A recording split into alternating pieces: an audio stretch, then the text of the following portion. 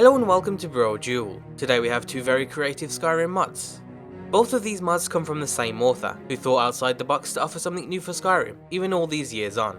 But before we get into that, we'd like to thank BetterHelp for sponsoring this episode. BetterHelp is an online e-counselling service designed to help anyone struggling with life's challenges. Mental health is something that means a lot to us personally, and after checking out their service, we definitely recommend it. It's affordable and you can get 24/7 access to a selection of experienced psychologists, regardless of where you are in the world. To get help for yourself or a loved one, check them out using the link in the description below. Jumping back into the mods, today's first one is called Afterlife. As you can probably guess by its name, the mod aims to offer a complete afterlife system for Skyrim.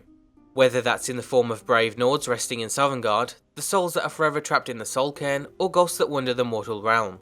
During your playthrough, every Nord warrior that dies, or every Nord in general that dies a valiant death in combat, will be sent to Sovngarde. Whether that's a Nordic soldier fighting for freedom, a town guard trying to uphold the law of the land, or just a Nord civilian trying to protect their family from a bloodthirsty dragonborn. Instead of their bodies just disappearing into dust, their bravery will be rewarded with eternal rest in Sovngarde. The mod supports up to 128 NPCs by default, but that can go as high as 256 NPCs by setting it in the mod menu. So when you eventually get to travel to Sovngarde, all of those dozens or even hundreds of people you saw die will be waiting there for you. Before Alduin's defeat, they'll huddle together in the mist to avoid being eaten. But after his demise, they'll roam Sovngarde freely, interacting with objects and enjoying the afterlife. The most brave of warriors might even get access to the Hall of Valor. Another form of the afterlife is the Soul Cairn, where the spirits of those who are soul-trapped forever remain. All soul-trapped NPCs, regardless of their race and gender, will spend all eternity travelling this realm of oblivion. So once again, every soul you trap during a playthrough can be revisited at any time after you've completed the relevant questline.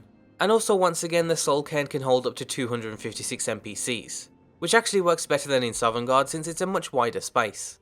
As of right now, that's where the mod stands. In the near future, the author hopes to add another side of the afterlife in the form of ghosts. These will be NPCs that died a particularly traumatic death, or those that have unfinished business in the mortal realm. This might include NPCs that were killed by a friend, or perhaps if an NPC dies before you complete their side quest. We'll have to wait and see what the author comes up with. Altogether, this is an extremely well put together and creative mod. It works exactly as intended and gives certain deaths that extra bit of meaning and purpose, while also offering a level of customizability and control that you might need. Today's second mod is equally as creative, and its name is Destructible Display Cases.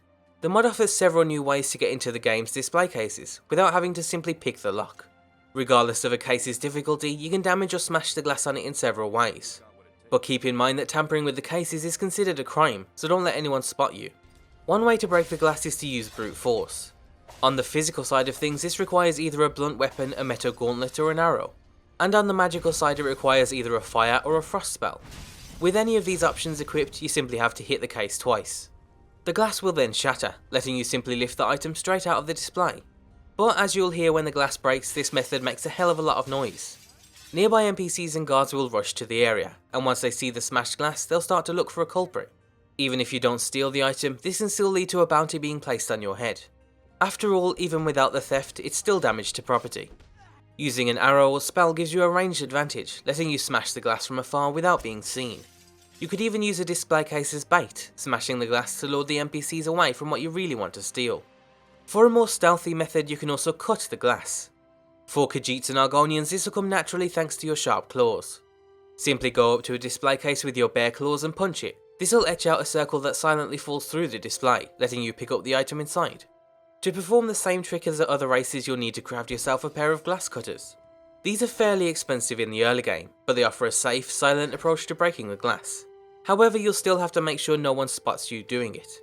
All in all, the mod goes above and beyond what we expected from its title. The author could have easily stopped at just offering a single punching option for smashing the glass, but by offering methods for nearly every playstyle, the author's been incredibly creative. To get any of today's two mods, you can find links for everything you need down below. And the good news is they're both available for both versions of Skyrim. As always, be sure to leave endorsements on any mod you enjoy, and thanks for watching.